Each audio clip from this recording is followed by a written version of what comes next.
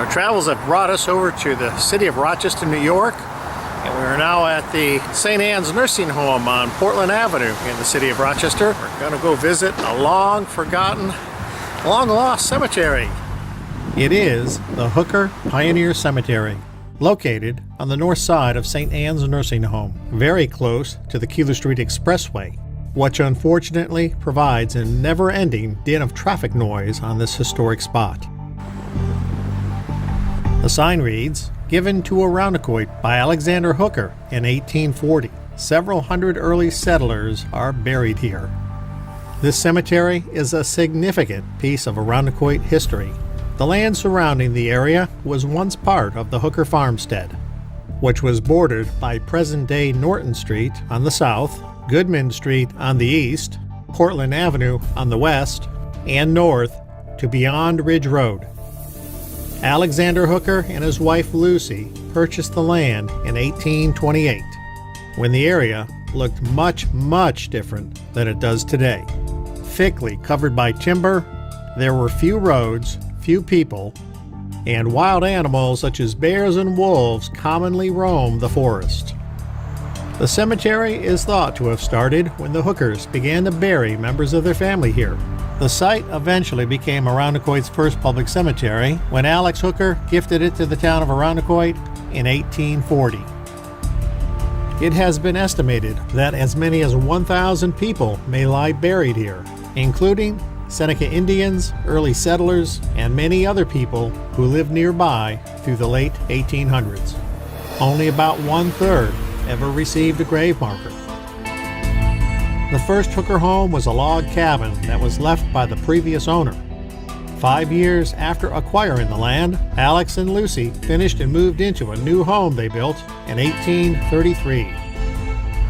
Hooker House is long gone. Behind me is the Keeler Street Expressway. Back in the 1960s, I think it was, is when the house was demolished and the Keeler Street Expressway went in its place. Any traces of that house are now long buried underneath the expressway behind me. In the distance there is the Hooker family burial plot.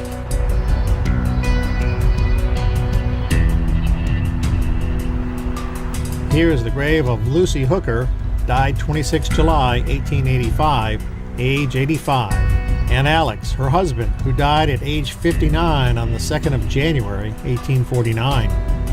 And next to their parents are daughters, Lucy Hooker Morris. She died on 13 October 1856 at the age of 35, and Harriet, who died 24 January 1860 at the young age of 24. The Hooker Cemetery remained the town's only public cemetery for 55 years until Irondequoit purchased land at Culver Road and Hoffman Road for another cemetery in 1895.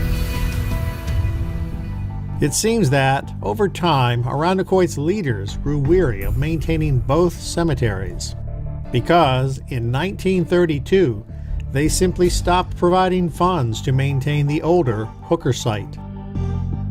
The grounds quickly became overgrown and faded from the public eye, which was a shame really, because the Hooker Cemetery is where Irondequoit's earliest pioneers and settlers are buried. These were the people that cleared the forests, settled the land. Some even served as town supervisors, clerks, and justices. It seems the town simply turned their backs and forgot about them. To add insult to injury, in the 1950s, a portion of this historic cemetery was lost when it was unceremoniously bulldozed during an expansion of St. Anne's Nursing Home. Graves and gravestones alike were destroyed and pushed into the adjoining creek. There have been some attempts over the years to piece this forgotten cemetery back together. In 1954, a VFW post cleared away underbrush. They discovered that soldiers from the Revolutionary War, the Black Hawk War, the War of 1812, and the American Civil War were buried here. In all, 15 veteran graves are known to exist in the cemetery, and this marker was erected in their honor. Here lies a veteran from the War of 1812, Mr. Joseph Leggett, born 1778, died 1865. Leggett was a farmer who came to Irondequoit from Saratoga County, New York in 1815. His headstone looks to have been one that was bulldozed, broken, and pieced back together. Flag behind me denotes the grave of Archibald Carter, who fought in the Black Hawk Wars. Died in 1877. Buried here with no marker other than that small little square. This is the grave of Crawford White, a sergeant in the Union Army's Company F, 108th New York Infantry during the American Civil War. His service record shows he was discharged on 6 April 1863. He died 7 months later on 14 November 1863 at just 20 years old. From a wound or disease, I don't know. Here's another Civil War soldier, Lafayette Coon, born 1834 in Steuben County, New York, served in Company H, 88th Ohio Infantry. Died here in New York in 1889 at age 55.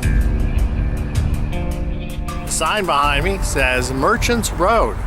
Their first road, which ran from Canandaigua to the mouth of the Genesee River, built in 1804. And the only part of that road that exists today is that path behind me, right along the side of St. Anne's Nursing Home on Portland Avenue in Rochester. In fact, the Merchants Road was actually built atop an old Indian trail that once went from a landing at the mouth of the Genesee River, just past the rear of this cemetery, worked its way out to a Seneca Indian village on Broughton Hill near the town of Victor, and ended at Canandaigua. Because of this ancient trail's proximity to the Hooker Cemetery, it is believed the Seneca Indians may have buried their dead on this sandy knoll for perhaps centuries before the Hookers.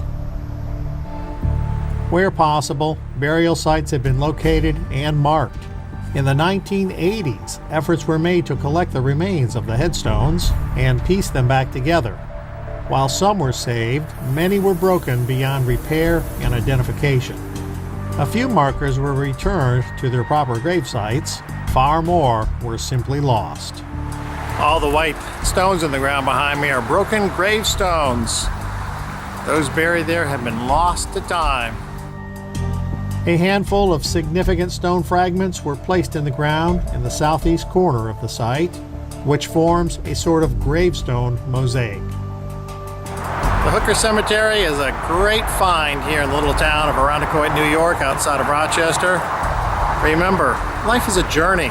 Enjoy the ride. And as always, thank you for watching.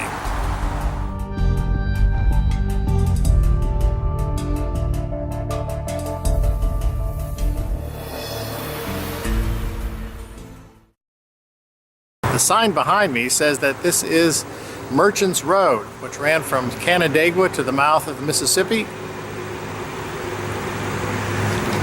Mississippi?